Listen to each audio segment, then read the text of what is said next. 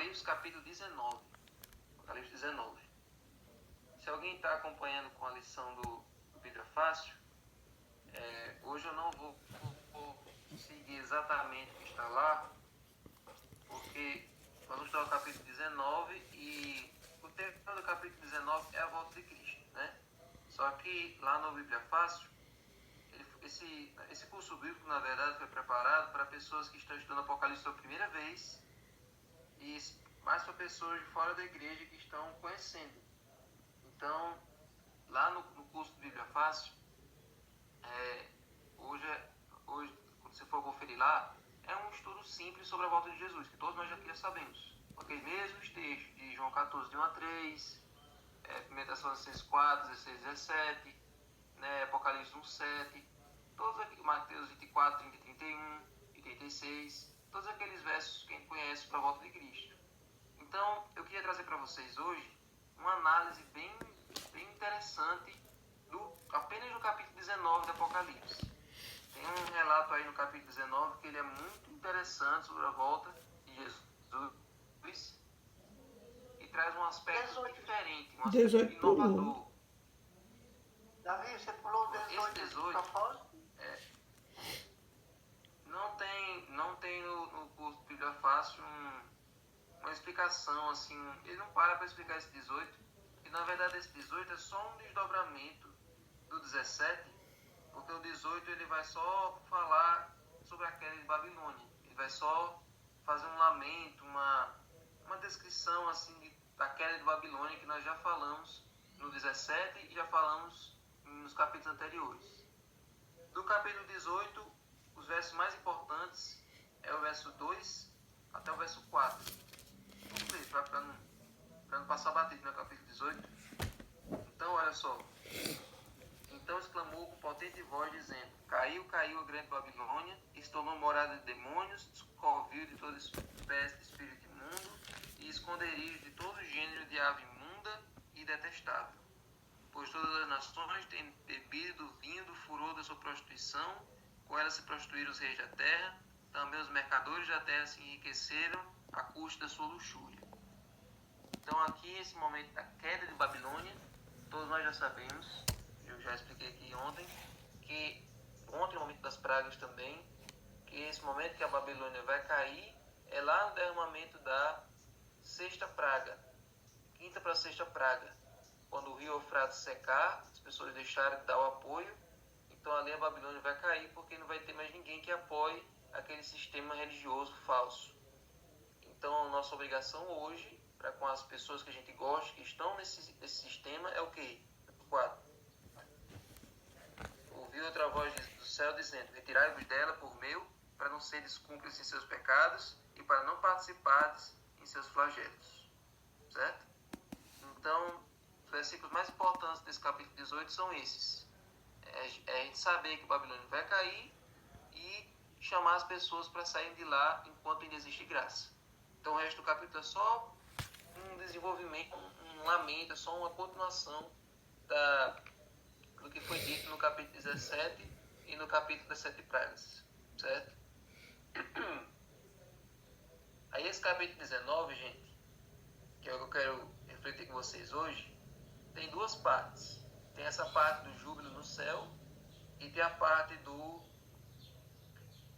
Cristo vencedor da besta e do falso profeta. Eu vou estudar com vocês só essa segunda parte. Essa primeira e alguns outros detalhes aqui do capítulo 19 vou deixar para estudar terça-feira. Hoje eu quero me concentrar com vocês nessa entrada triunfal de Jesus aqui como vencedor, e a parte das ceias, que tem a ceia das bodas do Cordeiro e tem a ceia das aves. As ceias do livro do Apocalipse eu vou deixar para estudar com vocês terça-feira, certo? Porque o Apocalipse já está se acabando, só tem mais uns quatro estudos para fazer com vocês. Então eu vou fazer render aqui pelo menos até sexta-feira, para que no sábado a gente possa talvez começar uma outra série de estudos, certo? Ou então voltar para a lição da escola sabatina, certo? Então eu vou fazer render esse finalzinho, essa reta final. Então o capítulo 19 eu vou dividir em 2 dias e daí a gente vê o que a gente pode fazer, certo? Apocalipse, capítulo 19. Vamos ver aí, gente, do verso 11. Do verso 11 até o verso 16 hoje. Certo? Hoje o tema é a volta de Cristo, no livro de Apocalipse. Certo? Então vamos ler. Diz assim: Vi o céu aberto e eis um cavalo branco. O seu cavaleiro se chama Fiel e Verdadeiro. Julga e peleja com justiça. Os seus olhos são chamas de fogo. Na sua cabeça há muitos diademas. Tem um nome escrito que ninguém conhece, senão ele mesmo. Está vestido com um manto tinto de sangue, e o seu nome se chama o Verbo de Deus. E seguiam-no os exércitos que há no céu, montando cavalos brancos, com vestiduras de linho finíssimo, branco e puro. Sai da sua boca uma espada afiada, para com ela ferir as nações. E ele mesmo as regerá com cetro de ferro, e pessoalmente pisa o lagar do vinho do furor da ira do Deus Todo-Poderoso. Tem no seu manto e na sua coxa um nome escrito: Rei dos Reis e Senhor dos Senhores. Essa é a descrição da volta de Jesus no livro de Apocalipse. Se você prestar atenção, essa talvez não seja a visão mais comum na nossa mente da volta de Jesus. Porque a imagem que nós geralmente temos é essa daqui, ó. Essa é a imagem mais comum, a imagem mais familiar na nossa mente da volta de Jesus. Ele sentado num trono, certo? Com os anjos descendo, milhares de anjos descendo em volta dele. Em algumas outras pinturas, Jesus volta com uma trombeta de prata numa mão e uma foice na outra, que é assim que diz lá no Grande Conflito, que é assim que ele vai voltar. E também no livro do Apocalipse, né, tem uma parte que a gente não leu, certo? Que é aqui no capítulo 14, verso 17, olha só. Olha uma outra descrição da volta de Jesus no livro do Apocalipse. A gente não leu essa parte. Passou assim muito rápido, ó. Apocalipse 14, verso 14 diz assim: Olhei e eis uma nuvem branca, e sentado sobre a nuvem, um semelhante a filho de homem, tendo na cabeça uma coroa de ouro, e na mão uma foice afiada. Olha aí. Outro anjo saiu do santuário, gritando em grande voz para aquele que se achava sentado sobre a nuvem: Toma a tua foice e ceifa, pois chegou a hora de ceifar, visto que a seara da terra já amadureceu. E aquele que estava sentado sobre a nuvem passou a sua foice sobre a terra, e a terra foi ceifada. Então, essa é uma outra descrição da volta de Jesus no livro do Apocalipse. E essa imagem nós estamos mais familiarizados. Jesus vindo com uma foice para pegar aqueles, para juntar aqueles que são seus. Aqueles que amadureceram dentro da provação e que agora estão prontos para ir para o céu. Certo? Então, essa é a primeira imagem que nós temos, a imagem mais comum, mais familiar. Mas a gente sempre se pergunta, e essa visão aqui, Jesus voltando em cavalo branco, com um exército de cavalos brancos junto com ele? Por que ele é retratado dessa maneira? A gente não é acostumado com essa imagem. Gente, sabe por que Jesus foi retratado assim? É porque para a gente entender as profecias do Apocalipse, gente, a gente precisa primeiro fazer uma referência ao Antigo Testamento. O Apocalipse é o livro que mais faz referências ao Antigo Testamento no Novo Testamento, por incrível que pareça. Tem mais de 600 referências ao Antigo Testamento no livro do Apocalipse. E no tempo da Bíblia, quando uma autoridade, quando um rei, ele vinha em missões de paz, ele andava em jumento. E quando ele vinha em missões de guerra, ele andava a cavalo, certo? Então, andar de jumento significava vir em paz. E a cavalo, vir para fazer um juízo, para trazer alguma punição, vinha como conquistador, vinha como um guerreiro. É por isso que quando a gente lê o relato da entrada triunfal de Jesus em Jerusalém, a gente pode se perguntar, mas o que tem de triunfal entrar na cidade de jumento? Porque não tem nada triunfal você chegar de jumento em algum lugar, certo? As pessoas receberam Jesus com alegria naquele dia, mas ao mesmo tempo elas se decepcionaram porque Jesus entrou no jumento. Porque na expectativa delas, Jesus teria que entrar de cavalo. Sabe por quê? Porque eles queriam que Jesus viesse para libertar o povo de Israel da mão dos romanos. Ele tinha que vir já para trazer a guerra, já para vir como um libertador. Então, quando Jesus chega de jumento, todo mundo entende qual é a mensagem. Ele não está vindo para guerrear, ele está vindo para a paz, ele está vindo para manter as coisas do jeito que estão. Então, as pessoas que naquele dia derramaram ali, jogaram os ramos de palmeira, jogaram suas capas para Jesus passar, foram as mesmas que lá no pretório de Pilatos mandaram ele ser crucificado. Então, Jesus naquele dia, ele deixou claro que a missão dele não era a que ele estava esperando. Jesus veio no jumentinho, numa missão de paz.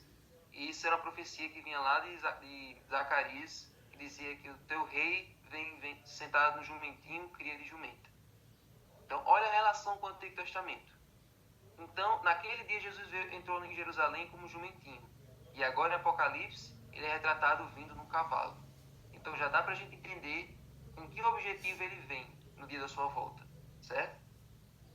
E essa é a imagem que nós não estamos acostumados a ter. Nós sempre vemos Jesus voltando apenas pelo lado salvífico, apenas pelo lado redentor, né? Para tirar a gente desse mundo, para levar a gente para o céu, para a vida eterna.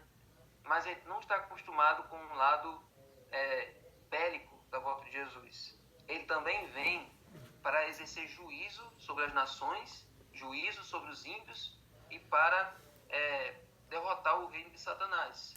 Então ele vem não apenas para salvar o seu povo, mas também ele vem em guerra. Ele vem também com a espada desembainhada para castigar, para punir as nações que se levantaram contra o seu povo. Então, essa é a imagem que nós não costumamos ver, certo? Então, tem alguns detalhes dessa imagem, olha. Seu cavaleiro se chama fiel e verdadeiro, julga e peleja com justiça. E o verso 12. Os seus olhos são chamas de fogo. Olha aí. Então, esse é um detalhe do visual de Jesus também que a gente não é acostumado a ver. A gente sempre olha para Jesus e lembra dele no tempo que ele esteve aqui na terra como humano. E aí olha para ele agora e está com os olhos com chama de fogo. Então, os olhos com chama de fogo pode ter dois significados. Pode ter um significado de purificação e pode ter um significado também de juízo ou de ira. Inclusive, no livro do Apocalipse, várias vezes se refere à ira do Cordeiro. Aí você pensa, como é que a gente pode juntar essas duas imagens? O Cordeiro de Deus irado. Porque o Cordeiro de Deus a gente sempre pensa numa coisa terna, uma coisa ali pacífica, né? A gente olha para João capítulo 1, ou João 1, acho que é, e tem eis o Cordeiro de Deus que tira o pecado do mundo. Então a gente olha para aquilo ali e pensa, não, o Cordeiro que foi morto, o Cordeiro que tira o pecado do mundo, sempre num aspecto assim bem doce, bem terno. Mas em Apocalipse, o Cordeiro é mostrado irado, com os olhos como chama de fogo. Ou seja, o que provoca a ira do Cordeiro? O que provoca esses olhos chamejantes? O que provoca isso é o pecado, o que provoca isso é a rebeldia das pessoas que rejeitaram a sua graça, que fizeram pouco caso do seu sacrifício. Então é contra essas pessoas, é contra isso que esse Cordeiro ele está irado. O Cordeiro de Deus ele está irado. Então, por isso que os olhos dele estão como chamas de fogo, porque ele vem para julgar, ele vem para exercer juízo, certo? E isso também aparece lá no capítulo 1, né? Quando Jesus apareceu para João pela primeira vez aqui no livro do Apocalipse, Apocalipse 1, verso 14.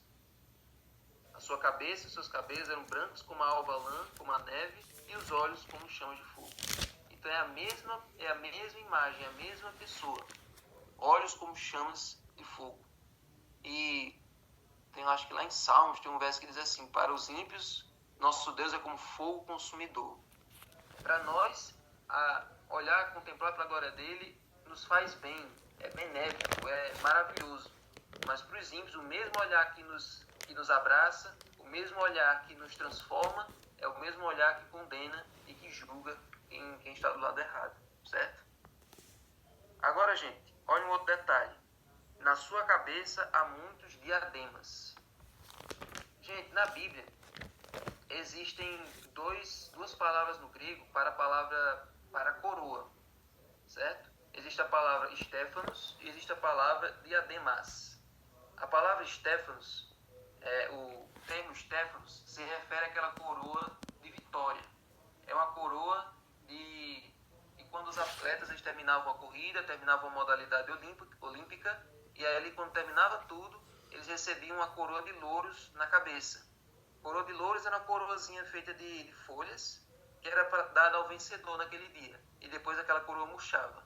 Então era uma coroa de vitória, era uma coroa de comemoração, certo? E a segunda coroa era a coroa diademas, que é uma coroa da realeza, é uma coroa de autoridade, de governo. E aí, gente, dessas duas coroas que eu falei, Stéphanos, que é a coroa de vitória, e diademas, que é a coroa da realeza, qual que vocês acham que é a coroa que Jesus vai estar usando nesse momento? É claro que é a coroa diademas. Não é a coroa Stéphanos, porque a coroa Stéphanos é a coroa da vitória. Quando é que Jesus recebeu essa coroa da vitória?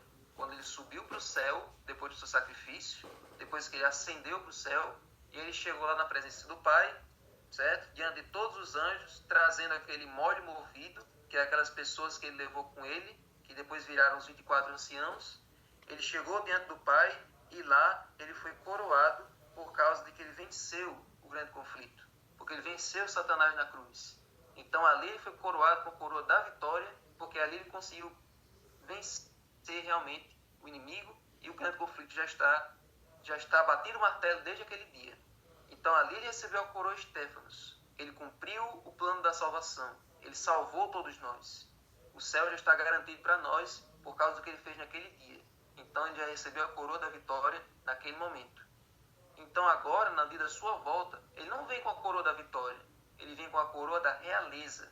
Ele vem com a coroa diademas. Ele vem agora para conquistar, para que o reino de Deus agora, o reino do céu agora possa vir para esse mundo. Então ele vem como um conquistador, certo?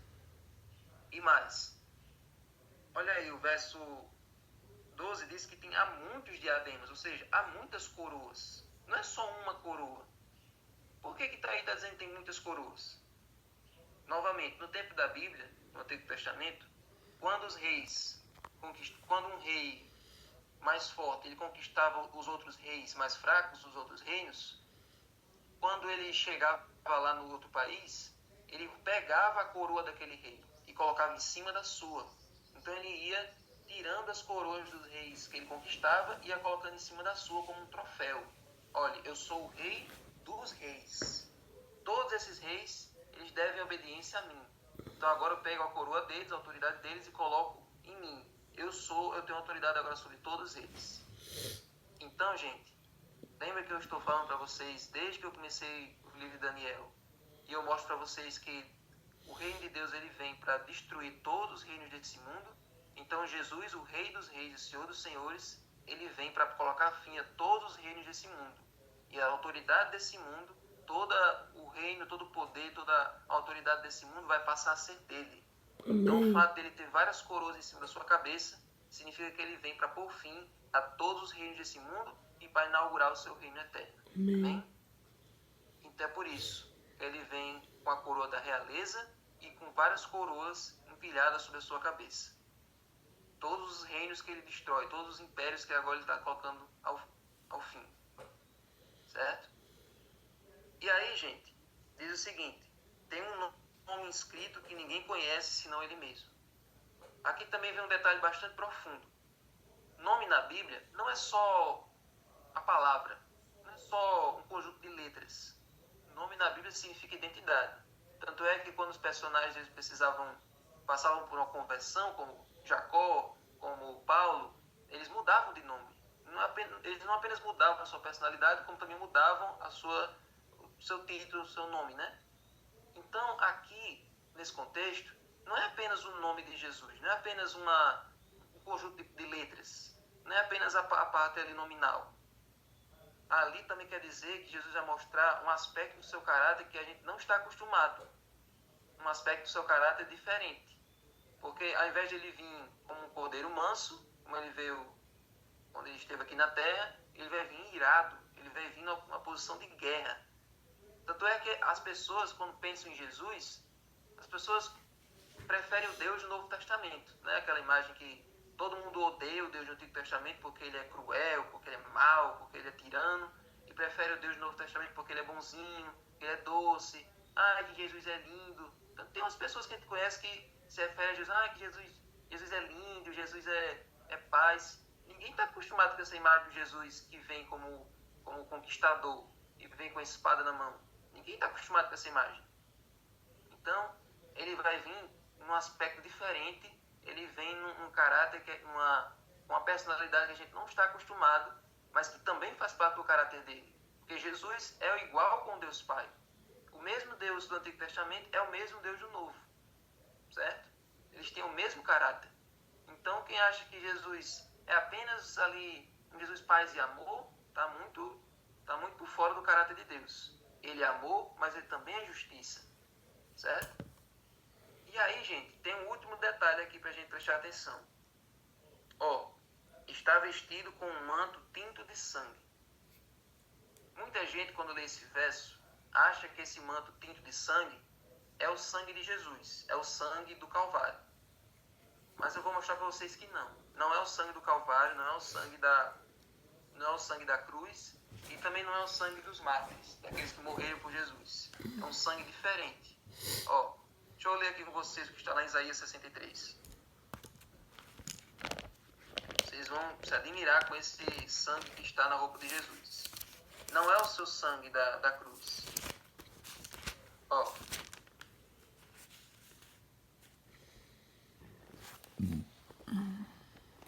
Isaías 63, verso do 1 ao 3, diz assim: Quem é este que vem de Edom, de Bosra, com vestes de vivas cores, que é glorioso em sua vestidura e que marcha na plenitude da sua força?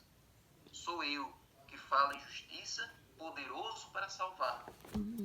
Por que está vermelho o seu traje, e as tuas vestes como as daquele que pisa uvas no lagar? O lagar eu pisei sozinho, e dos povos nenhum homem se achava comigo. Pisei as uvas na minha ira, no meu furor as esmaguei, e o seu sangue me salpicou as vestes e me manchou o traje todo. Porque o dia da vingança estava no meu coração, e o ano dos meus redimidos é chegado.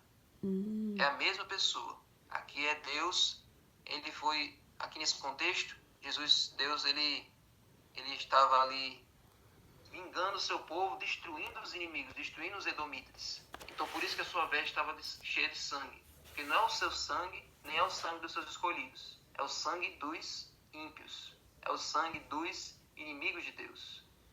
Então, gente, essa imagem aparece lá em 2 Tessalonicenses 2,8. Só para vocês terem uma ideia. Aqui tem um verbo associado a Jesus que a gente nunca associa a ele. A gente pensa, não, Jesus não faria isso. O Jesus que eu conheço, ele não faria uma coisa dessa. Mas, 2 Tessalonicenses 2,8 diz assim: Então será de fato revelado o iníquo, a quem o Senhor Jesus matará com o sopro da sua boca e o destruirá pela manifestação da sua vinda. Então, gente, o mesmo Jesus que vai vir para nos buscar, para nos salvar, para nos tirar desse mundo, também vem para destruir o ímpio, para destruir, para matar aqueles que ficaram contra o seu povo, que perseguiram o seu povo, certo? Então, ele vem também com esse objetivo, certo?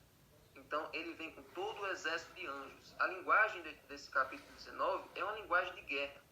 Então, espada, um cetro com o qual ele vai ferir as nações. O verso 15. Sai da sua boca uma espada afiada, para com ela ferir as nações. E ele mesmo as regerá com cetro de ferro, e pessoalmente pisa o lagar do vinho do furor da ira do Deus Todo-Poderoso. Então toda essa linguagem é a linguagem de destruição, é a linguagem de guerra, certo? E um último detalhe.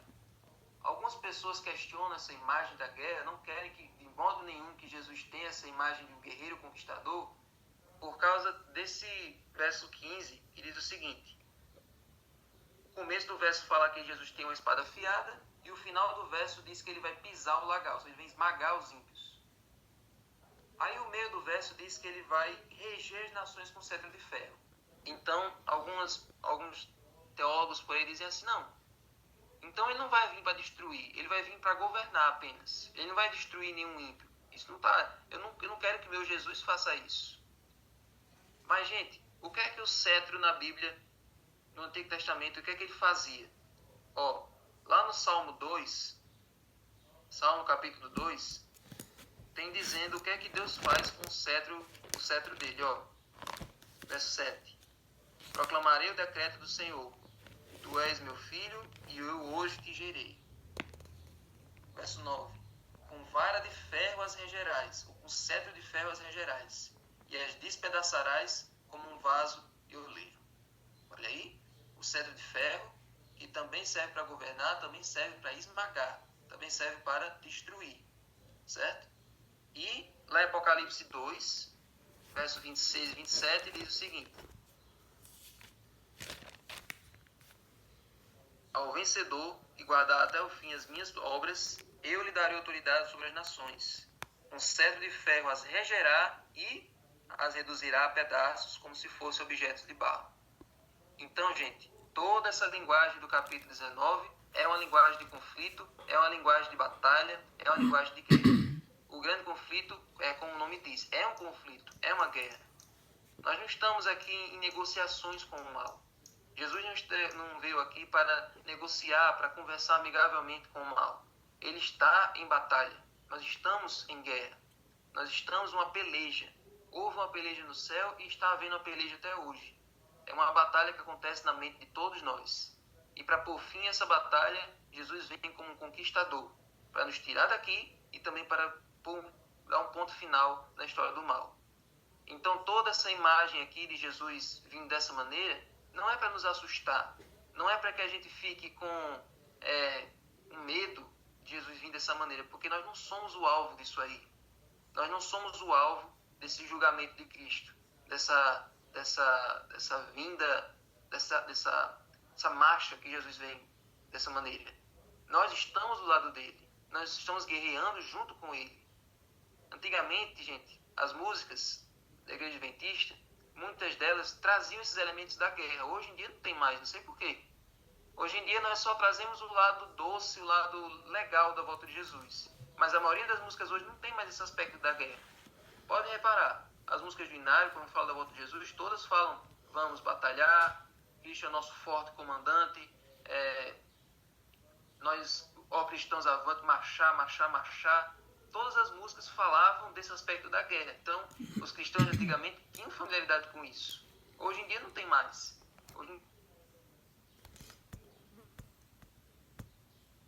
Vamos começar de novo, não tem problema.